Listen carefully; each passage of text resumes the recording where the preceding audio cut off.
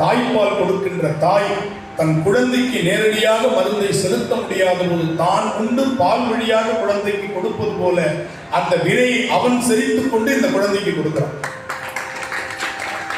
நேரடியாக அந்த குழந்தைக்கு கொடுக்க முடியாது, ஏன்னா அந்த மருந்துடைய வீரியம் அந்த குழந்தையை பாதிக்கும். அப்ப என்ன பண்ணுவாங்க, அந்த மருந்து அவள் சாப்பிடுவா, அவளுக்கு அந்த நோய் இருக்காது. ஆனா அந்த குழந்தைக்கு பால் வழியா அந்த மருந்து போகணுமே என்று சொல்லி அவள் தாங்கிக் கொள்ளுகிறாள் இல்லையா அந்த தாய். அந்த தாய் சொல்லி காட்டுவா, ஏன்னா அவளுக்கு அந்த கஷ்டம், இவ்வளவு கஷ்டப்பட்டு இந்த பிள்ளையை நம்ம வளர்த்துமே நீ நம்மளை உதாசீனப்படுத்துதேன் போது அவளுக்கு அந்த வேகம், மனம் நொந்து போய் அவள் புலம்புவாங்க. அது மாதிரி புலம்பாதவாங்க. இந்த குழந்தைங்க நம்மளை வணங்க மாட்டேங்குது, கடவுளே இல்லைன்னு சொல்றோமே, கடவுளை கற்பித்தவன் முட்டாள்னு சொல்றோமே அப்படின்னா அந்த குழந்தை மேலே அவன் கோவப்படாது. அவனுக்கு கோவப்பட தெரியாது. அவன் கோவப்பட்டாலும் அது பிரசாதமாயிடும். அதுக்கு பேர் அது கோப பிரசாதம்னா.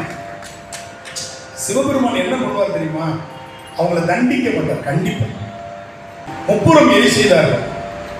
அந்த முப்புறம் எரி செய்த பொழுது அந்த 3 அரக்கர்கள் எஞ்சி நிற்கிறான். ஏன்னா உயிரை இறைவனாலும் அழிக்க முடியாது, அதுதான் சைவ சித்தாந்தம். 3 பேர் எஞ்சி நிற்கிறான். என்ன பண்றது தெரியல. திருந்தினான்.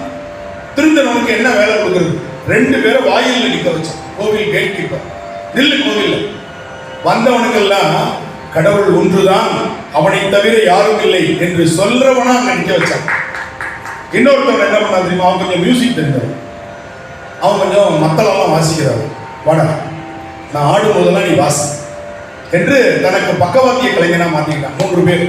எனவே சிவபெருமான் என்ன செய்வார் அப்படின்னா, தன்னை எதிர்த்தவர்களை, தன்னை இல்லை என்று சொன்னவர்களை வாசல்ல நிற்க வச்சிருவான்.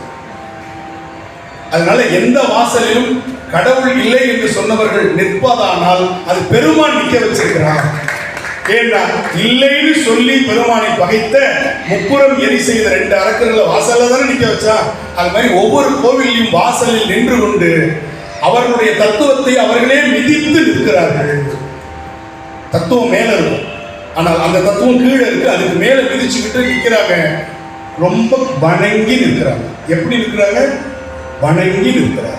இது பெருமானுடைய திருச்செயல். எனவே அதை அகற்றணும், அதை பண்ணணும், இதை பண்ணணும் போராட வேண்டாம். அவர்கள் பெருமானை நிற்க வைத்திருக்கிறார். ஏன்னா வாசல்ல நிற்க வைக்கிறது பெருமானுடைய திருச்செயல். நான் எதையுமே சொல்லல. நான் முப்புறம் எரி செய்த வரலாற்றை உங்கள் முன்னால் சொல்லுகின்றேன். நீங்கள் தவறாக புரிந்து கொண்டால் அதற்கு நான் பொறுப்பல்ல. ஆனால் சரியாக சொல்லியிருக்கேன். சரிதானே, நான் சொன்ன லாஜிக் சரிதானே. பெருமான் நிற்க வச்சேன், அவனை அப்படிதான் நிற்க வைக்கும். அந்த தத்துவத்தின் மேலே நிற்க வச்சான்.